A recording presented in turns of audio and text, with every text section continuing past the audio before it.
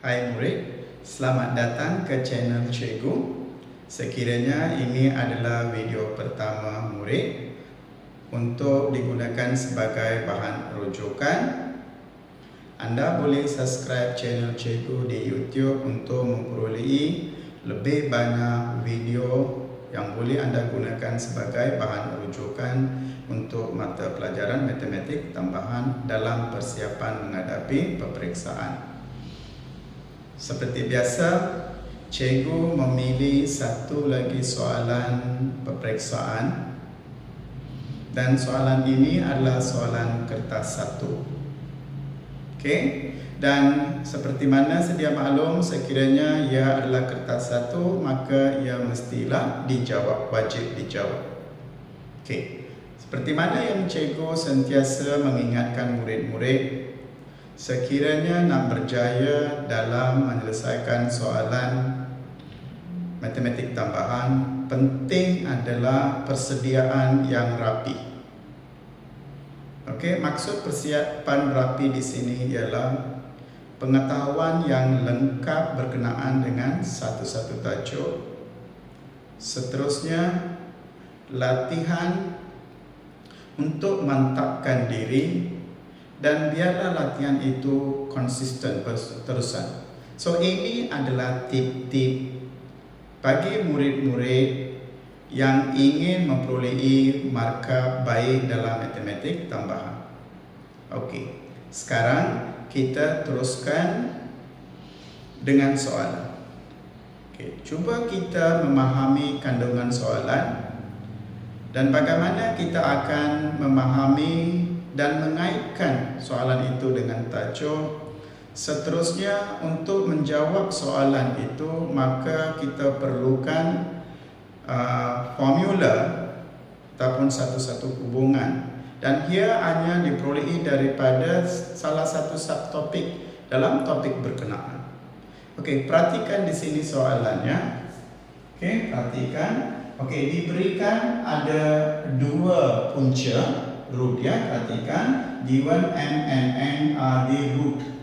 Okey, maksudnya perhatikan, ia adalah melibatkan quadratic equation. Sekarang daripada perkataan tersebut, quadratic equation, persamaan kuadratik, pastilah sekarang murid-murid soalan ini berkaitan dengan quadratic equation.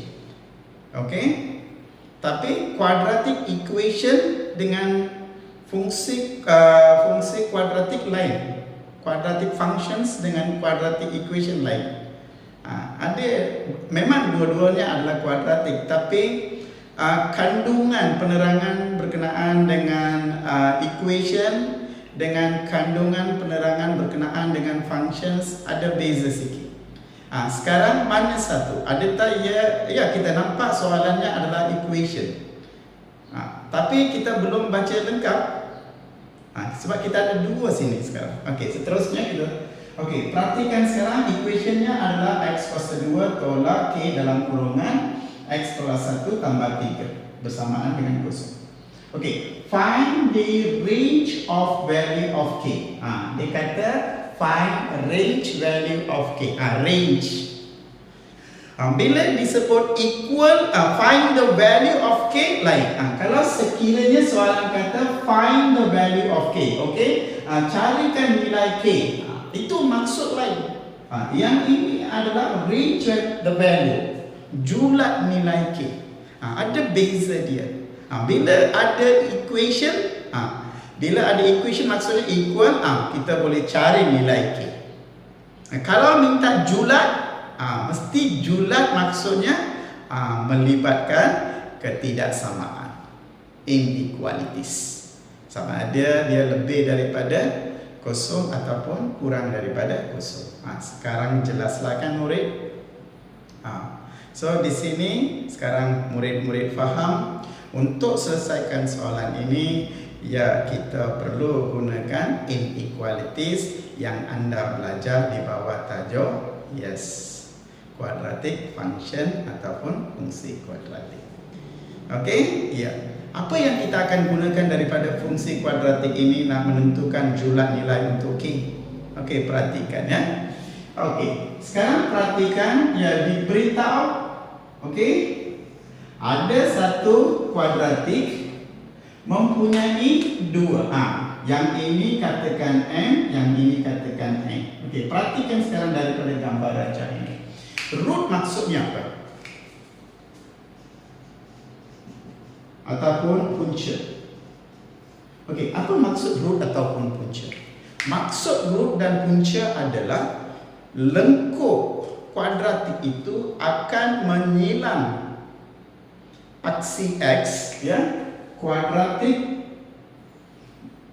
akan menyilang aksi X dua tempat. Itu root.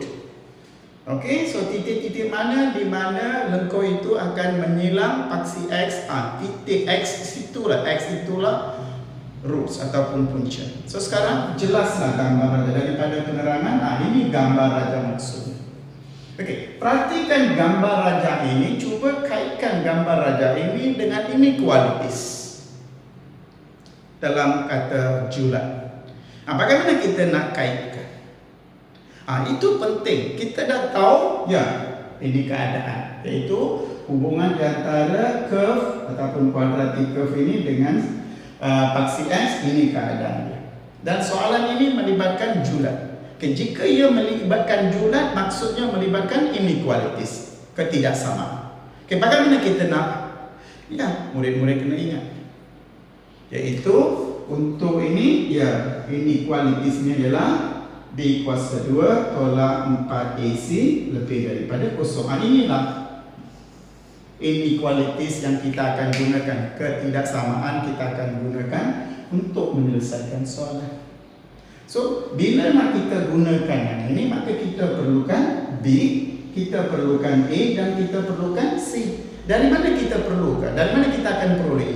Semestinya daripada quadratic equation.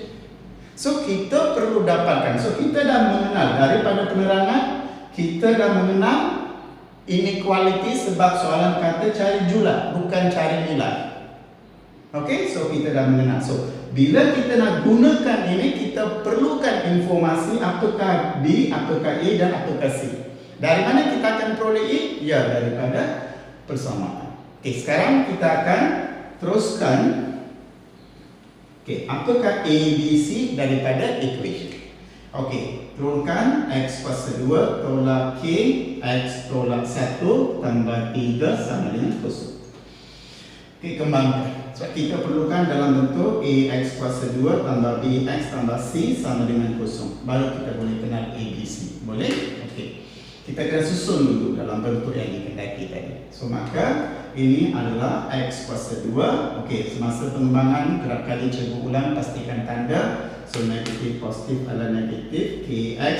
Kemudian yang ini K negatif positif, K darab 1 ialah K tambah 3 sama dengan kosong. Okey, perhatikan di sini. Kita dah bawa ke bentuk AX square.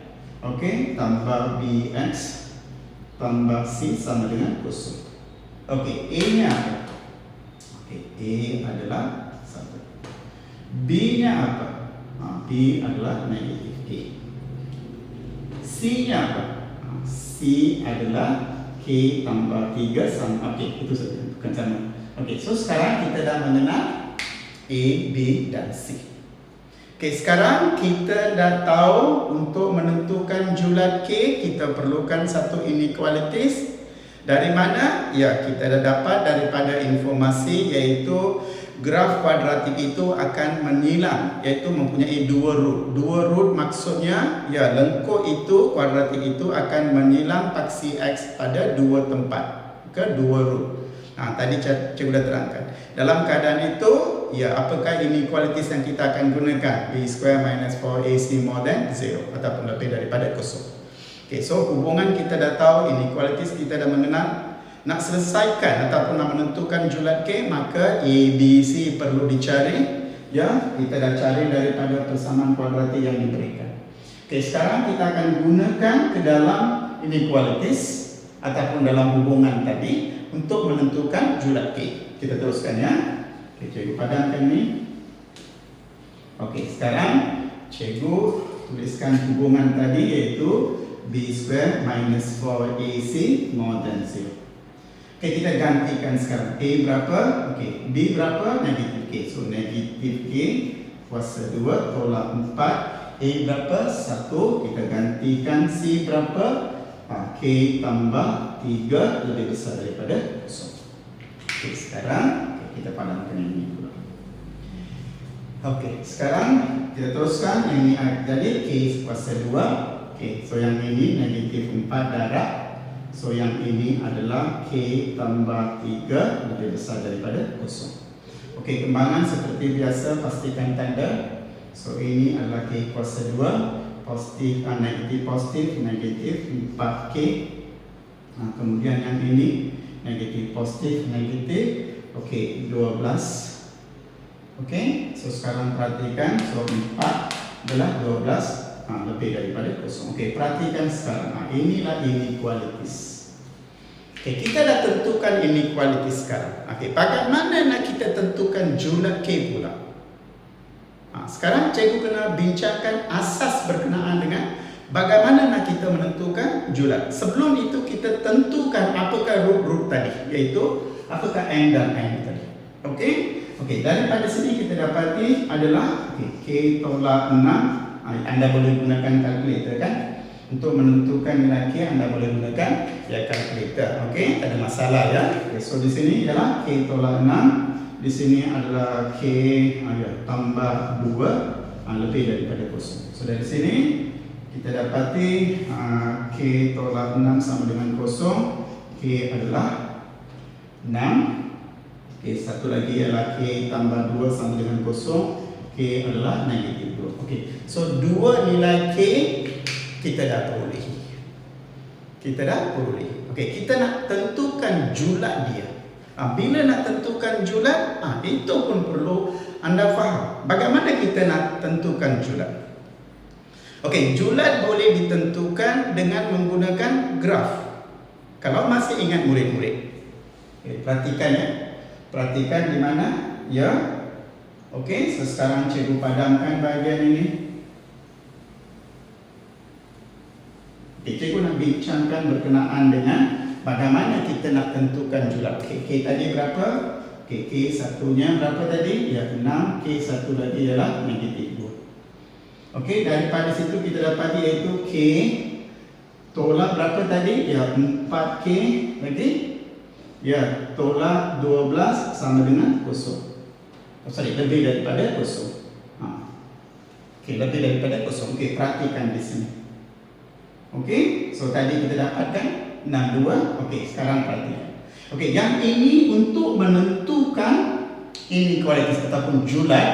Ingat ini, iaitu apabila AX square plus BX plus C lebih daripada 0. Ini jangan lupa ya. Ini tik. Ini tik. Apabila inequalities ya.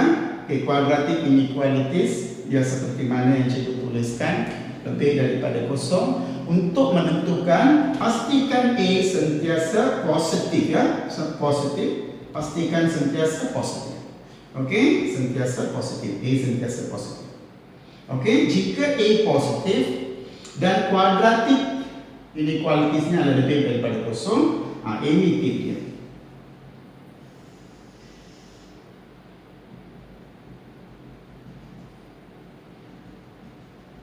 Dikatakan ini M, ini N. Lebih daripada 0, maka ini adalah kawasan bulat dan ini adalah kawasan bulat. Ya, ini adalah kawasan bulat. Ini adalah kawasan bulat. Boleh faham? Okey, maka kita dapati K1-nya berapa tadi? 6. K6. Satu lagi berapa? Negatif 2. Okey, bagaimana kita nak tulis kawasan ini? Bagaimana you nak tulis? Maksudnya di sini K adalah lebih besar. Sebarang nilai K itu lebih besar daripada 6. Ya. Bagaimana you tulis sebelah sini pula kawasannya? Ya, yang ini adalah K lebih kecil daripada negatif 2. So sekarang kita dah tentukan jumlah nilai K. Di mana kedudukan dalam inequalities itu? Kita dah tentukan.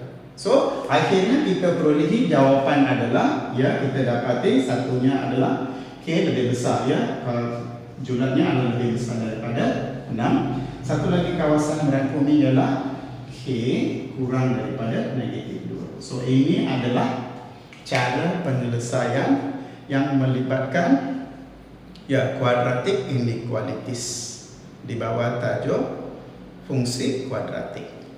Okey, so cikgu harap penerangan yang cikgu berikan ini akan dapat membantu anda memahami cara penyelesaian melibatkan inequalities, ketidaksamaan melibatkan fungsi kuadratik ataupun quadratic functions.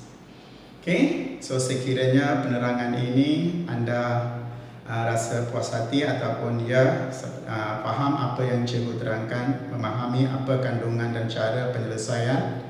Okey, seperti biasa boleh letakkan like.